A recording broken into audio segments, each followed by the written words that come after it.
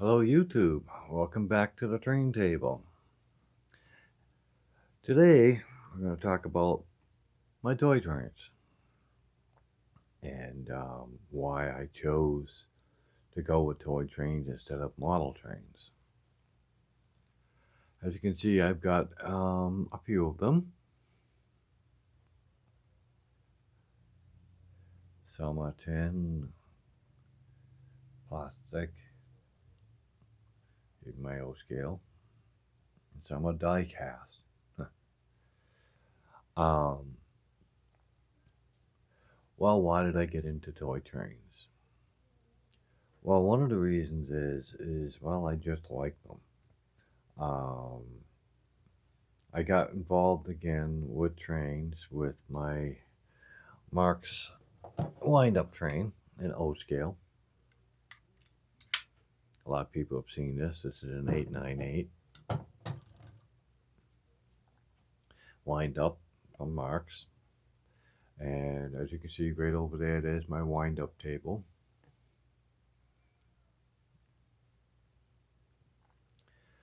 Well, a lot can be done with toy trains. Now, most of these, almost all of them are vintage, except for this one right here. This is the modern one. And there's one other I have not brought. Let me go over and get it. Here we go. This one. But in a same sense, it is vintage. Now I can hear it. Oh, that ain't a rail train. Yes, it is. It runs on rails. It's just battery powered. It has only one speed, and that's on. The thing about toy trains that I guess attracts me is I've always liked toys in general. I love tin toys, wind-up robots, that sort of stuff. But the thing about toy trains is when you go to do a layup, you don't have to be as critical. Now, for the purpose of this video, I bought out my Bachmann 060. This is what I call most people would call a model train. Now, some of you who are just starting out are wondering, should I get this train or should I go and spend all this money and get this other one? Whatever choice you make is fine. I'll be honest with you. The difference between a model train, the biggest difference in a toy train is the price, obviously. The second one is the amount of detail. Now, you can see, even though this poor lady, you can see it's got the handrails and all the pipes and plumbing fixtures and connecting rods and piston rods and everything. Now, on a toy train, obviously you're not going to find that. Some put a lot of detail, but it'll be missing other features. This guy has a headlamp right in the front there. It also has a smoke unit on it. Very nice. Only one of these is supposed to have a smoke unit. That would be this one here from Nomura. But unfortunately, because of its age, it simply does not work for some reason. At some point, I'll figure out how this is made. Yes, it has some interesting mold details in it, rivets and whatnot, plumbing. But the other defining factor between toys and models is the variable speed. You can vary the speed either forward or backwards. Only one of my trains even comes close, and that's this one. If you've seen the video on my Tootsie Toy train, you'll understand that it's got 2 forward speeds and 1 reverse. The other thing is the power source. Pretty much all model trains now made run on a plug-in power supply or transformer. Now, some of these guys, let's see here. These three right here all have transformers, but they're battery-powered transformers. The rest of them, this guy here, here, and here, the batteries go in it. This one, as you know, is a wind-up.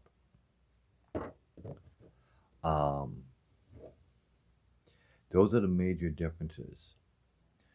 One of the other things about them is when you buy the toy set, it's sold pretty much as a complete set. Model trains such as this one, you're buying a component, and this is just, you know, a starter package. They know you're going to be buying more track, more building, you know, buildings and whatnot. That's not the case with some of these guys. Like this one here was the packaging that came in had paper buildings you cut out and put together. It's the same with this one here. This set went as far as to include 2 vehicles. Some buildings, you know, a train station, a freight station, a little house, power lines, some barrels for cargo. It's actually quite nice for what it is. I mean, there's the box for it. If you've watched my videos, you've seen it. Other ones didn't include stuff like that, including my Mark's battery powered train right here, and an Amora. It's pretty much the same with a lot of your toys. They just came with attractions. Some of them, like Durham's, which would be this one here, would come with cutout paper buildings, which is nice. I mean, you could buy the set, and everything was pretty much included, and you just cut out the buildings that they supplied, and you have yourself a little town. You'd run your trucks and do whatever, and you know, you don't turn on. Some of them had smoke and had lights, but usually it all comes down to detail and speed. Usually it's on and that's it. Some have reverse, some have a couple of speeds, but generally you're on, that's it. Now that doesn't mean it's a bad thing. It just means you have to plan for that. I've seen a lot of people do amazing things with toy trains. Now, one of the ones that influenced me for my little setup over here, let me take a walk over here again. For this little setup that I produced, some of the buildings are HO scaled buildings, and they were from AHM, excuse me, from back in the 60s, so the buildings are vintage. The person who influenced me on this was a young fellow, goes by the handle of Smudger Studios on YouTube.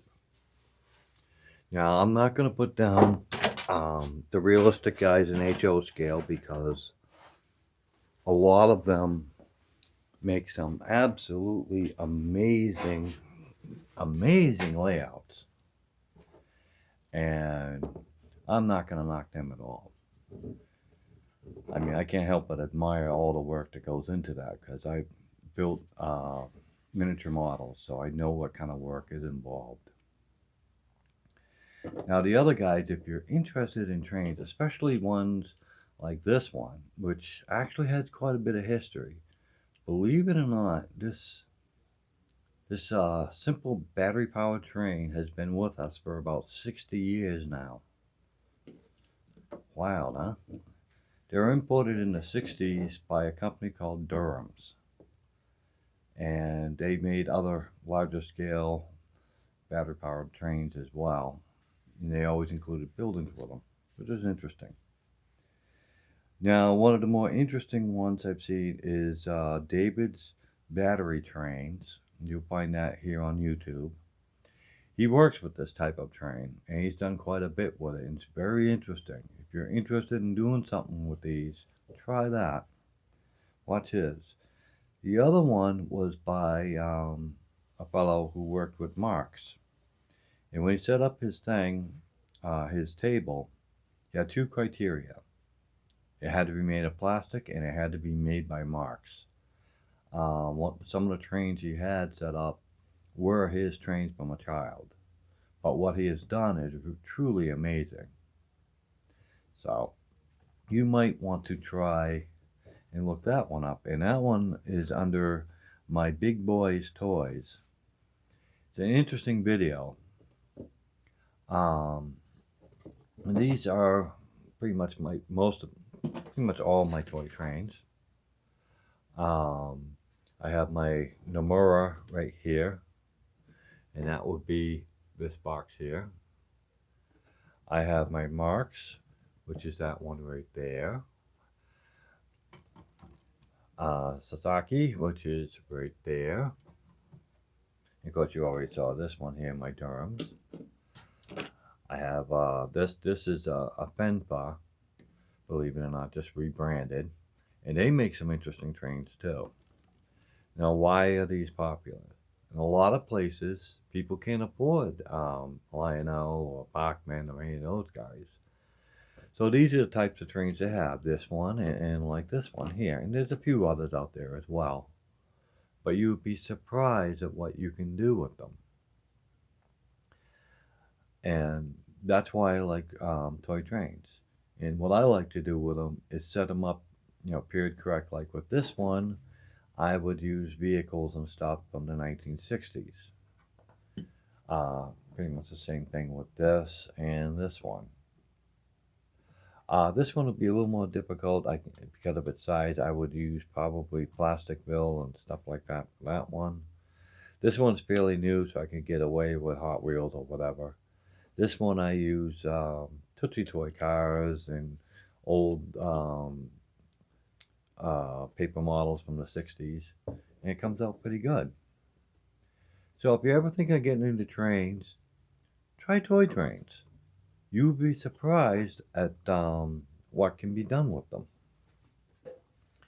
I mean, here's some of the buildings from the Tootsie Toy train that I got. You got your trees, you got your freight station, your regular train station, a tunnel, small building. There's also a billboard, some signs, and other things.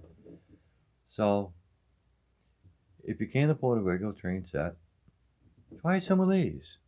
If you're really lucky like I was and find something this nice and vintage in good shape, give it a whirl. What can you lose? I mean, some of them are quite beautiful, and where it's standard gauge, you can get away with using Plasticville. So, hope you all enjoyed. I hope you learned something. And don't forget to like and comment.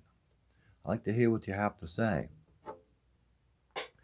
So, until next time, keep those trains running.